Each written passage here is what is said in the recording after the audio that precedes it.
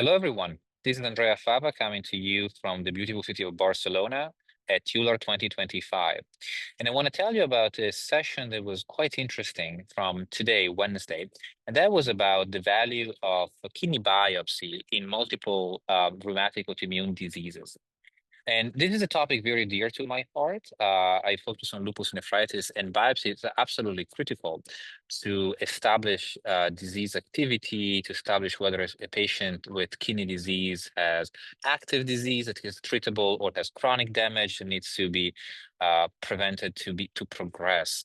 And so we had some excellent teaching from nephrologists and pathologists. And the first talk was about showing the value of a kidney biopsy in multiple conditions, first being lupus nephritis. And some of the highlights show that, again, kidney biopsy is essential. So lupus nephritis is most of the time is completely asymptomatic. And so what do? We screen patients when they come to clinic for kidney disease by checking their level of proteinuria. And if that's above a certain threshold, usually 0.5 grams per day, we react with the kidney biopsy. And if the biopsy is critical because proteinuria doesn't tell you if there is inflammation or damage. And so if there is inflammation, then we can treat. And if there is just damage and not inflammation, then we can work on preventing further damage. And so the biopsy can tell us if there is inflammation, if there is a certain types of lesions. For example, if there is class 3 or 4 lupus nephritis, that can lead to worse prognosis. But most importantly, the most negative prognosis comes from chronicity. And so lesions such as interstitial fibrosis and tubular atrophies, this is a kind of lesion where the tubular interstitium is scarred and is conserved across multiple kidney diseases. When that's high, is associated with higher risk. Then we reviewed Sjogren's.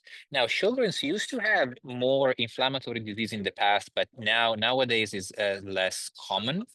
And the most common lesion that is found is actually a renal tubular acidosis. So these are the patients presenting with hyperkalemia. Then we reviewed rheumatoid arthritis, and rheumatoid arthritis is not something that we usually associate with kidney disease. And so, but in the past, decades ago, there were case series showing secondary amyloidosis and membranous nephropathy, which is something that maybe in the more severe patients should still be considered, but they're very rare now. But of course, we need to remember that the drug toxicity, especially from NSAIDs, remain an issue. And finally, in systemic sclerosis, a biopsy is critical when there is kidney disease because that can identify evidence of thrombotic microangiopathy as found in sclerodermal crisis when we can find the classical onion skin.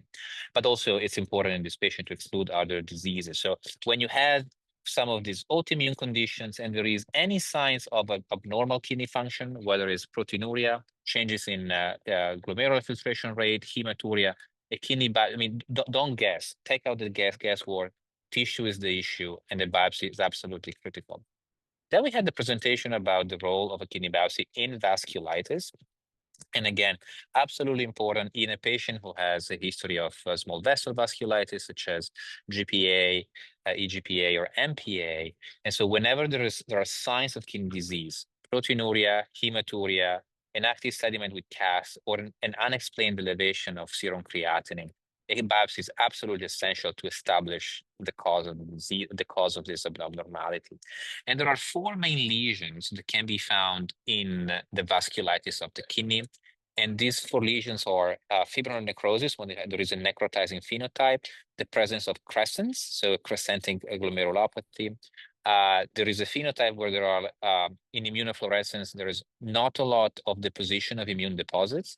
And that's actually the characteristic of the post-immune glomerulonephritis. And in electron microscopy, again, is post-immune. So there is usually no immune deposits, meaning that there are no immune complex deposition. So this kind of lesion can help the renal pathologists to orient themselves on what kind of vasculitis of the kidney we are dealing with, but also that has prognostic implication because, for example, having the crescents, but also having a degree of fibrosis, such as the interstitial fibrosis we discussed before, can provide worse prognostic factors. Something that I didn't know that I learned today is actually having C3 deposits in immunofluorescence that is associated with a higher risk of poor survival. So having C3 deposit is bad. There is a higher risk of losing kidney function in the future. And then we reviewed how actually in all kinds of glomerulonephritis, damage, which is the amount of fibrosis, truly is the biggest predictor. So I think that even though most of us are rheumatologists and we collaborate with nephrology to better understand kidney disease, we should get a bit familiar with some of the terminology because we need to understand what are the lesions that indicate irreversible damage and scarring, because that is what determines prognosis. But also these are the lesions that we want to prevent by treating acute disease. And when we see this degree of fibrosis, these are the patients that we really need to be very careful about preventing progression. And so thinking about, using ACE inhibitor, controlling blood pressure, avoiding toxicity, using SGLT2 inhibitor. So we really need to be careful about preventing any sort of prevention. So kind of an exciting session, and hopefully, the evolution of this will be maybe a liquid biopsy in the next few years, but that's a topic for another day. If you want to learn more, please go to Room Now. Thank you very much.